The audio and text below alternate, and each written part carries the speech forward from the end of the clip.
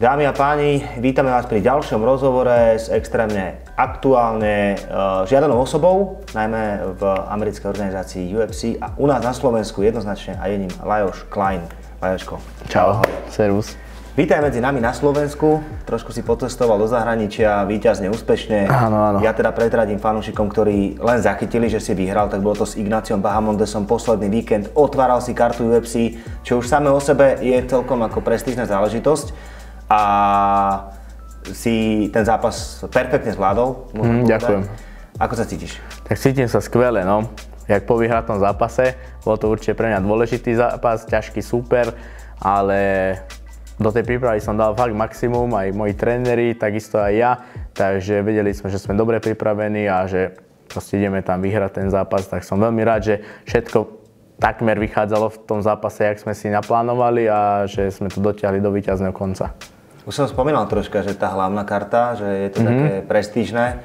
Aj teraz sa bohužiaľ stalo to, že Buddy mu tá hlavná karta nejak ušla, aj keď je to taký všelijaký, lebo za nás by tam mal byť. Hej. Je to niečo, čo ty riešiš pred tým zápasom, že som na hlavnej karte jedno s druhým? Tak ono to určite poteší toho zápasníka, si myslím, že keď dostane šancu byť na tej hlavnej karte, pretože tá hlavná karta je vždy viac sledovaná, jak tie prelimsy a proste aj keď si v tej aréne, kde sú aj diváci, tak väčšinou sa tá hala zaplní až na tú hlavnú kartu. Takže teraz som naozaj zažil vlastne asi tak prvýkrát v UFC, čo som, že tá aréna bola už fakt natrieskaná, že tam bolo 20 000 ľudí a proste tá atmosféra bola super, že tí Američania zase vedia fandiť veľmi dobre, takže som si užil aj ten zápas po tejto stránke, že naozaj tí fanúšikovia boli skvelí.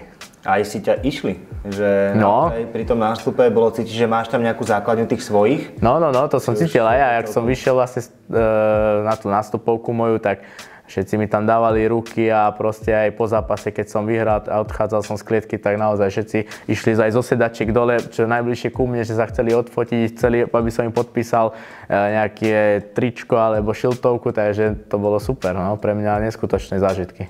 Áno, mne sa páčilo aj to, že si išiel do toho pozápasového rozhovoru, že absolvuješ už tieto rozhovory všeobecne, čo je veľmi dôležité pre UFC a vnímajú to veľmi pozitívne aj fanúšikovia.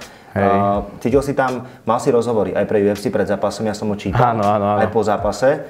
Tam je nejaká nervozita z tvojej strany, že aby som sa vyjadril korektne, aby to bolo OK? Alebo... Akože z mojej strany zase nie je nervozita, ja tam idem s tým zase vždy, že tá angličtina nie je u mňa úplne že dokonalá, ale tak beriem to tak, že proste snažím sa aspoň niečo povedať po anglicky ja, nemám tam tlmočníka, ale nejak, že by som bral, že to je nervozita nie. Vždy poviem proste tým ľuďom, čo sa ma pýtajú otázky, že nech používajú takú najjednoduchšiu angličtinu na mňa, nech to zbytočne nekomplikujú a oni to zase chápu, takže je to v pohode. Je dôležité predsa len ísť aj s tou angličtinou, lebo to je veľmi dôležité, že ľudia vidia, že na sebe v tomto pracuješ. Určite áno, ale zase tie otázky napríklad, čo sú po tom zápase alebo pred zápasom, tak väčšinou vždy to je také isté, takže ono tie slovíčka sa jak keby tak opakujú stále, takže človek si to trošku vie aj tak nacvičiť v podstate, ale ja akože nejaké, že by som bol nervózny, keď idem tam, tak to vôbec nie.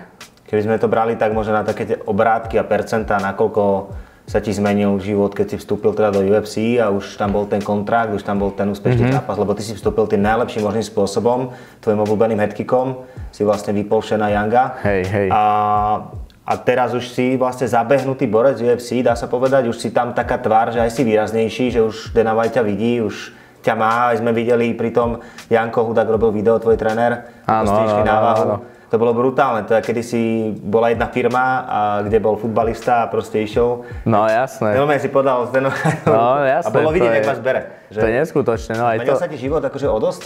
Tak ako, určite sa mi zmenil, jasné, že sa mi zmenil. Už len tým, že som si proste splnil ten jeden svoj sen, že tam chcem byť a som tam.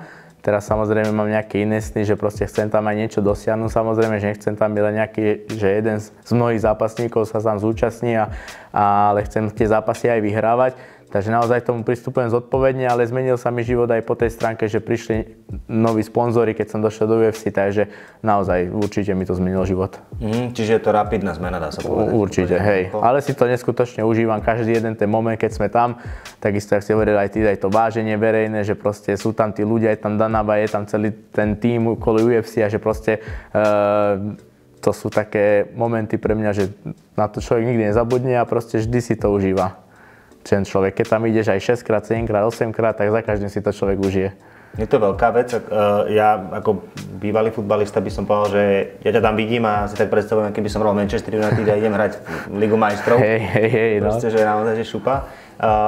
Čo ťa tam v Amerike možno tak najviac zaskočilo, keď si tam bol, alebo potešilo nejaký jeden výrazný moment, keby si nám mohol ozrejmiť? Tak mňa vždy teší to, že tí Američania sú fakt takí strašne milí ľudia. Proste ideš len tak po ulici a hoci kto ťa zastaví, niečo ťa začne niečo pýtať. To napríklad tuto na Slovensku sa nestane, pretože buď sa tí ľudia boja sa ťa niečo spýtať, alebo hanbia sa, alebo im to príde blbé sa zastaviť, alebo niečo, ale tí Američania úplne v pohode. Či sme v obchode, na ulici, hoci kde zbadajú nás, že sme mali napríklad len UFC mikiny, hneď došli, či sme UFC fighteri a vlastne po zápase, tak všetci tí ľudia vlastne, čo boli v aréne, išli do mesta.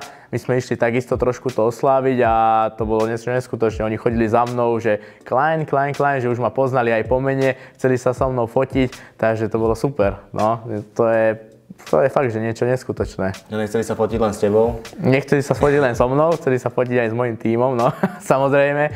Ja som potom neskôr išiel vlastne už na hotel oddychnúť si a chalani ešte pokračovali v oslavách ďalej a vlastne si ma pomýlili s Jankom Hudákom. Takže potom vlastne Janko prevzal moju štafetu fotenia a vlastne tí ľudia sa fotili s Jančím s tým, že vlastne oni sa fotia so mnou. Takže to bola taká zábavná story, no. Podľa mňa Janko by mohol kľudne akože ti chodí robiť dvojníka niekedy, vieš? Môže byť, kľudne. Keby treba náhodou, že budeš zaneprázdnený, tak pošleš Janka. Tak, presne.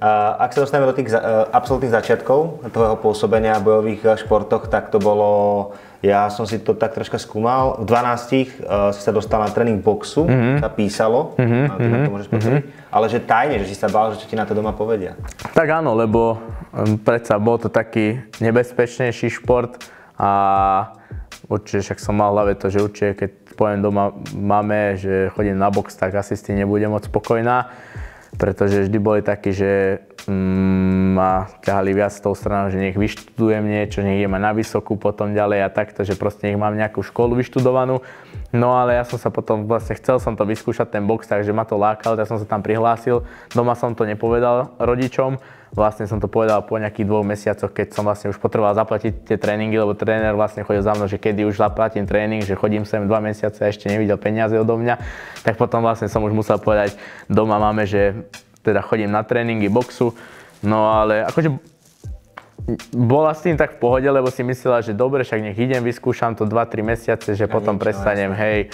Ale tak nejak som pri tom zostal a už myslím si, že teraz je rada, že som išiel na ten box a však fandia mi, pozerajú zápas, či mám zápas o 3:00 v noci, alebo som mal v Londýne zápas, tak mamina tam aj bola osobne pozrie v aréne, takže tešia sa so mnou a podporujú ma.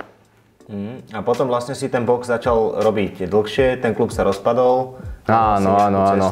Hej. Sa tiež dočítal, poviem. Hej, vlastne tam sa nám rozpadol po nejakých 3 rokoch, čo som tam ja trénoval klub. Som bol taký nešťastný, lebo ma to strašne bavilo a nevedel som čo ako ďalej, tak som začal hľadať v Nových Zámkoch, kde ja žijem, odkiaľ pochádzam, že čo by som tam mohol iné trénovať, takéto niečo.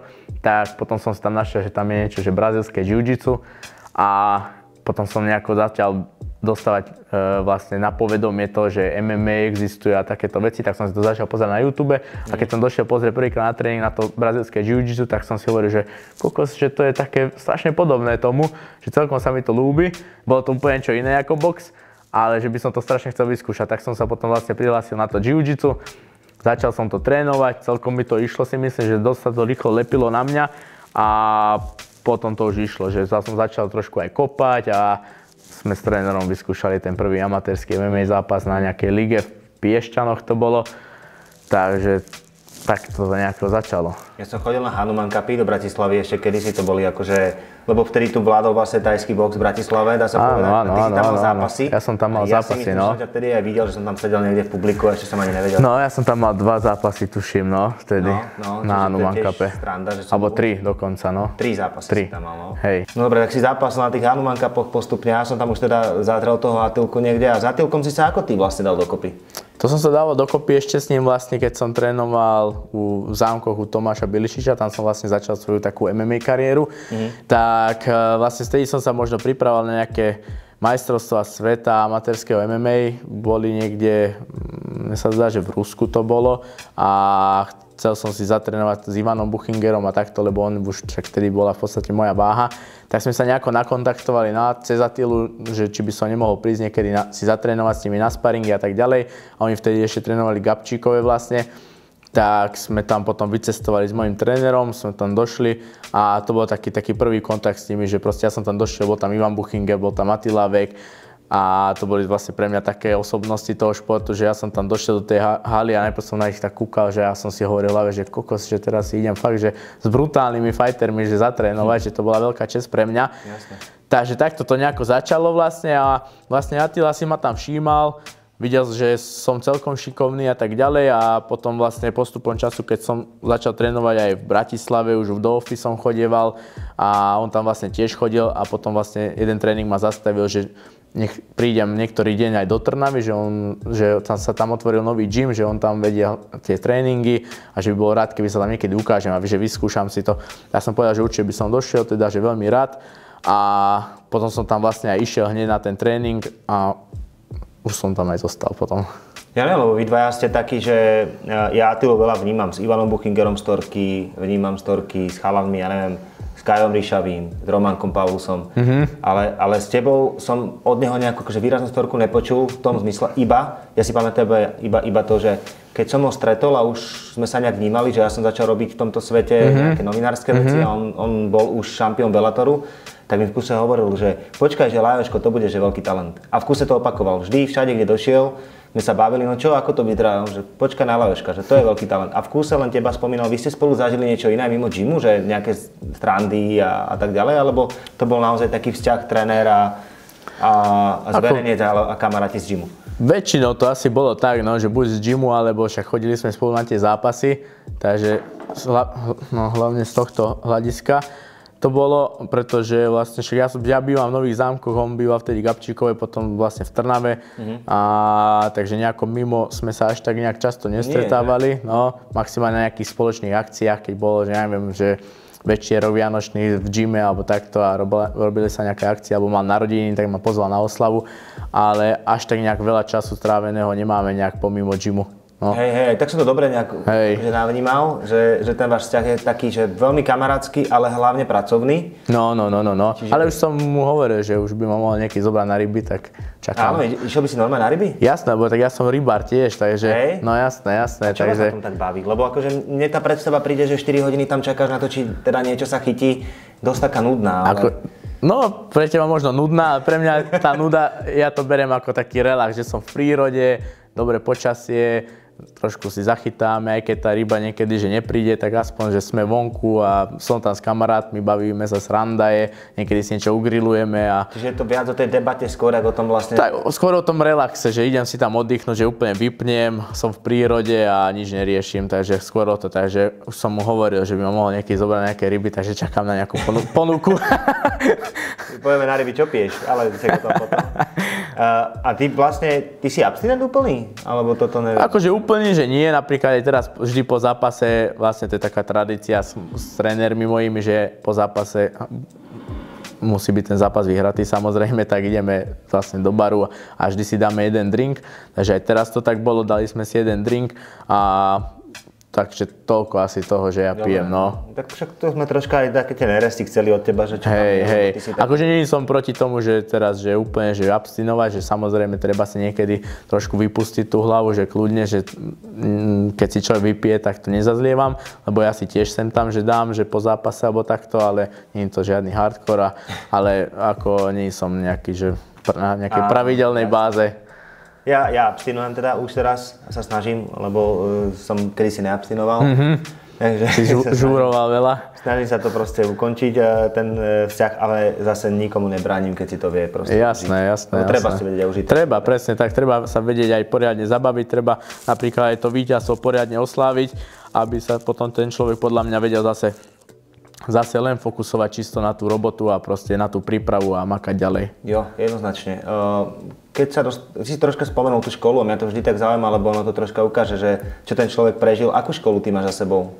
Ja mám stredná odborná škola hotelových služieb a obchodu, konkrétne pracovník marketingu. Marketer strašne by si bol. No, takže... A chcel by si to, ako kebyže nejsi zápasník, tak by si bol marketer? Určite nie. Ja som si tú školu Poprade vybral hlavne kvôli tomu, lebo som vedel, že to je taká škola, od ktorej odo mňa nebudú chcieť veľa vyžadovať. Takže a budem môcť trénovať hlavne a na to sa sústrediť. Takže to bol taký môj plán, že pojem na takú strednú, kde ma nebudú môcť... Že si priamo po jednom cieli. Hej, to som mal určite jednoznačne v hlave vyriešené, že chcem ísť na takú školu, kde odo mňa nebudú chcieť nejaké veľké výsledky školské, ale proste, aby som tam bol, vydržal tie 4 roky, zmaturoval a hlavne, aby som vedel popri tom trénovať. Takže toto mi vyšlo, chvála Bohu, a fakt som dal na tú jednu kartu, že proste dám do toho maximum, do toho trénovania a nejak školu som neriešil. 28 rokov máš, to znamená, že ešte máš, dobre hovorím, 28. 28. Lebo niekedy internety klamú. S tým, že máš pred sebou ešte pomernú časť kariéry, by sme mohli povedať, že ešte raz toľko, čo si dúfam. tak stihneš s najväčšou pravdepodobnosťou. A tá otázka je jasná. Keď jedného dňa, to je jedno akým štýlom, ale keby nie je UFC, či znova Octagon by bol pre teba voľbou? No je to vysoko pravdepodobné, že aj áno, že by to možno bola jedna z takých tých hlavných volieb pre mňa, pretože mne sa Octagon ľúbi, už sa mi ľúbil vtedy vlastne, keď som tam zápasil a vidím teraz, čo tí chalani predvádzajú, že proste vlastne myslím tým chalanom, že Ondrej Novotný je Palo Neruda, že kde dostali Octagon teraz, tak... Nikolás, Robo, Martin a tak ďalej. A tak ďalej, tam je jasne milión ďalších ľudí. Ale no vidím, že proste akú robotu odviedli, strašne sa mi to páči a takže určite je to jedna z možností, ale samozrejme sa fokusujem byť čo najdlhšie v UFC, vybudovať si tam poriadnu kariéru a možno na konci kariéry sa rozlúčiť s kariérou tuto na domácej pôde by bolo určite fajn, takže... Takže teraz si to tak, že hodil, dá sa povedať, do placu.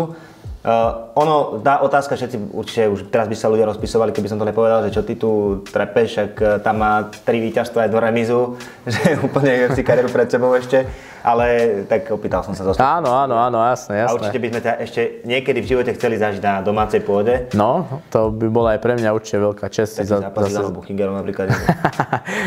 Ale takto, že keby tebe bolo ponúknuté, že môžeš ísť do zápasu s niekým, koho máš extrémne rád, si to zvládol? Tak počkaj, ja som mal s Ivanom zápas. A čo? Ešte v organizácii XFN. Áno, ináč to. Tam to normálne bolo tak, že budeme mať zápas. No dobré, ale tak tedy ste neboli ešte takí, či boli ste, že... Akože boli sme, jasne, my sme spolu aj trénovali, aj všetko, my sme boli úplne v pohode. Sme si tak aj fandili, že keď mal Ivan zápas, ja som išiel pozrieť na jeho zápas, keď som mal ja, tak on sledoval moje zápasy. Takže úplne to bolo v pohode, ale aj sme si tak medzi sebou povedali, že keď nám dobre zaplatia, teda, tak sa pobijeme.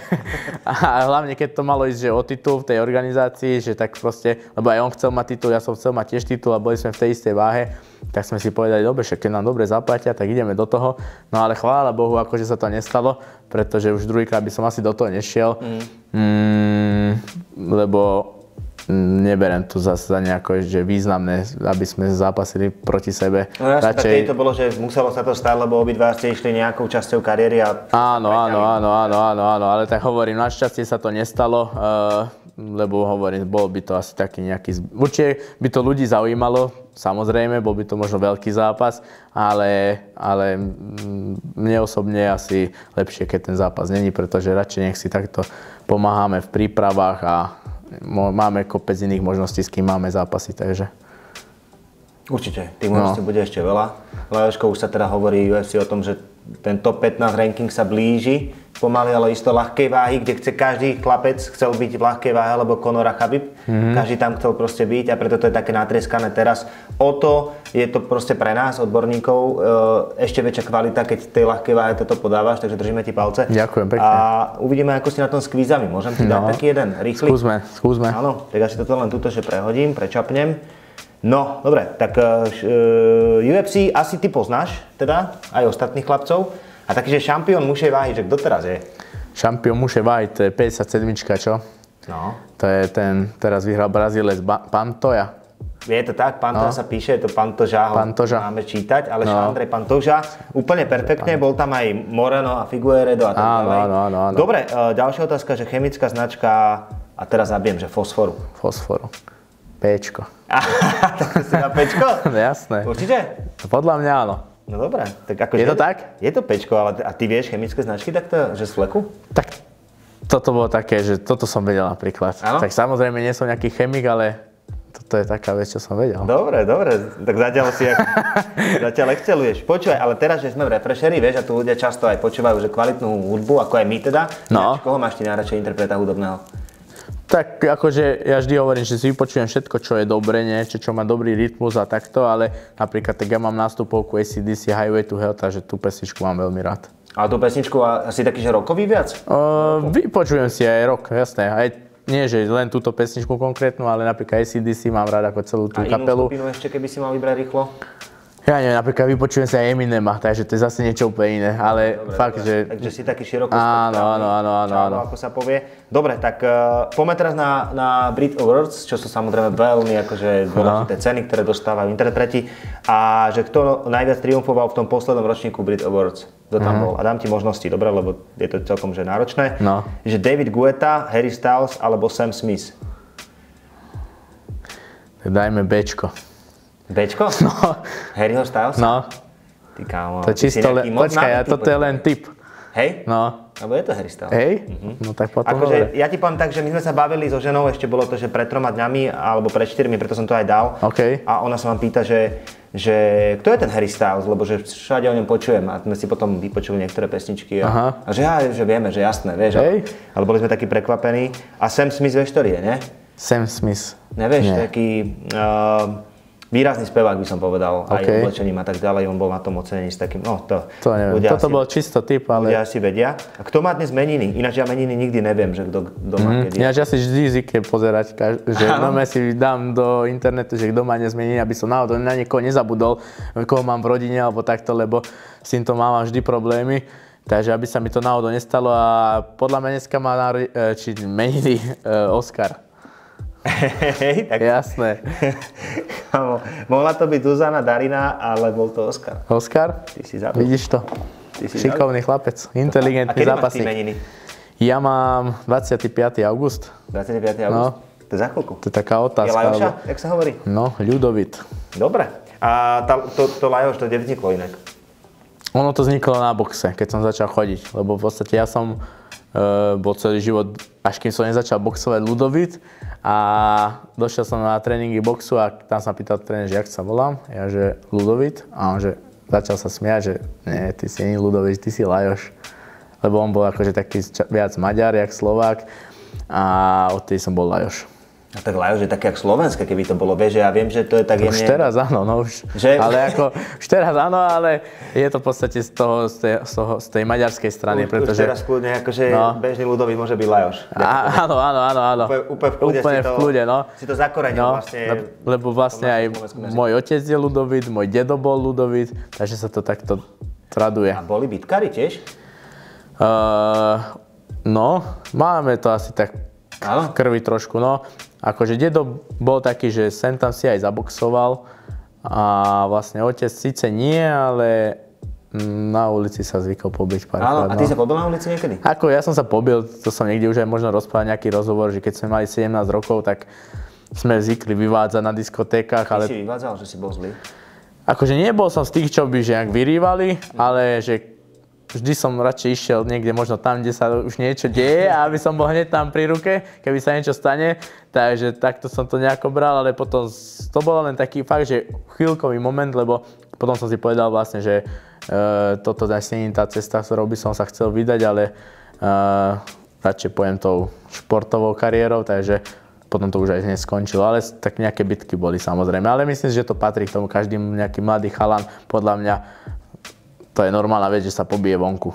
Samozrejme, nech to má nejaké hranice. Akože áno. Ty si sa pobil niekedy? Ja som sa akože pobil, ale nebolo to také, že by som aj že vyhľadával, alebo tak, skôr už to bolo také, že už som musel niečo spraviť. Aha. Ale ja som bol veľmi zvláštny typ človeka, lebo ja som ne že bil a udieral, ale ja som tlmil toho človeka. Okay. Ja som vždy podkopával. A som ho držal, aby nespadlo zle a na zemi som ho držal a hovoril som, aby sa ukludil, to sa stalo asi dvakrát. A väčšinu prípadov, keď niekto bol nervózny, tak som ho pozýval, že čo piješ. a hneď som si robil kamarátov, lebo som videl, že dobre stávaný a tak vieš, máš na výber, buď rozbitá huba, alebo teda máš nového kamoša. Jasné. A my sme asi vtedy išli v tom momente vždy, že buď radšej rozbitá huba, ale ako bolo to také, že nikdy to nebolo niečo strašné, že vyhrotené, vždy to bolo také, že nejaká bitka bola, ale nič extrémne. Ďakujem ti za otázku, myslím, že by si bol moderátor veľmi slušný. A ja mám ešte na teba posledné otázky a jedna súvisí možno s takým tým tvojim vnímaním toho Oktagonu ako organizácie, že kto je tam podľa teba teraz, že je úplne najlepší zápasník v tomto momente. A nepovedzme, že Kejtu ti zoberiem preč. No, a Kienzla ti tiež zoberiem preč. Dobre.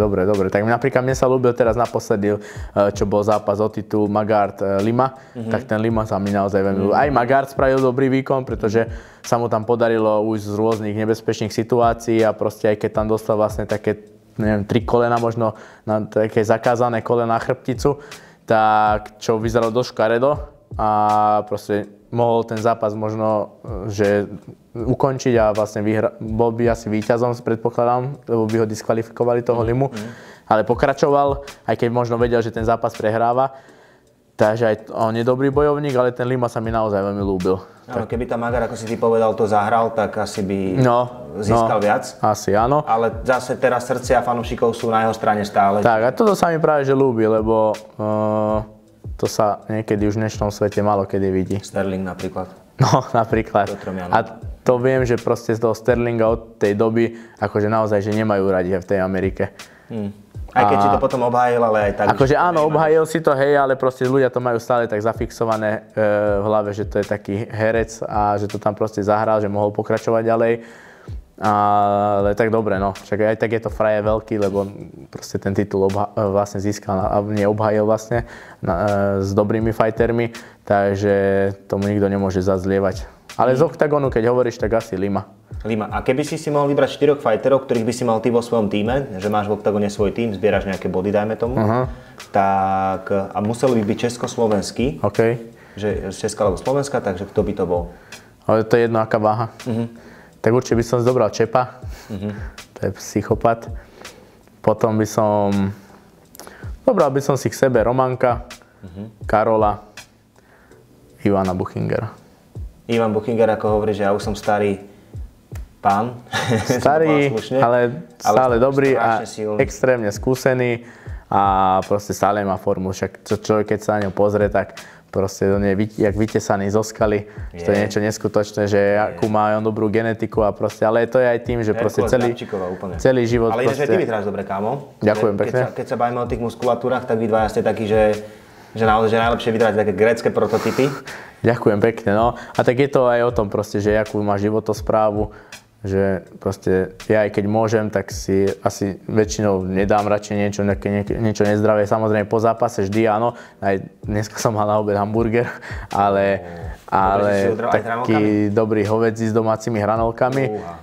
Ale som radšej za takýto hamburger, keby mám ísť do McDonaldu. Myslím si, že to je lepšie, ale proste dám si jeden hamburger a potom ja už na to nemám chuť. Radšej si dám niečo zdravé a proste takto idem celý rok. A myslím, že to sa potom odzrkadľuje na tej forme a aj z toho dlhodobého hľadiska. Môžeme to vidieť aj na tom Ivanovi, že on nie je z tých, že čo by sa nejako vyžieral alebo niečo, že furt si drží nejakú tú stravu a takto neopúšťa sa moc. Jo, že náš zdravotná sestra. Tak... No, presne, takže to vidieť na ňom, že proste má 37 rokov a vyzerá fakt, že niektorí mladí sa môžu schovať pri ňom.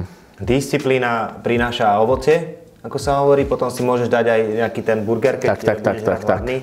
A my sme hladní po tom, čo nám ešte predvede Lajoško tuto v tejto organizácii veľkej, krásnej. A držíme ti palce, želáme čo najviac víťazstiev, čo najviac plných hal a čo najviac hlavných zápasov čoskoro. Dúfam, raz to bude. Na plagáte. Akože určite spravím preto maximum a hovorím, že nechcem byť len jeden z mnohých v tom UFC, ale naozaj tam chcem niečo dosiahnuť aj pre túto našu malú krajinku. Že sme tam len dvaja Slováci zatiaľ vlastne v UFC. Verím, že do budúcna to bude oveľa lepšie, že sa tam dostanú nejaké mladé talenty. Ale sme tam zatiaľ dvaja a no, musíme sa o to pobiť a proste ukázať, že proste na to máme a že aj z tohto malého Slovenska, že môžu byť fakt svetoví fighteri. Páni a dámy, to bol vzor a ak nie, tak by mal byť vzor mnohých mladých športovcov i nešportovcov. Ľudovít Lajos Klein. Ďakujem ti. Čaute.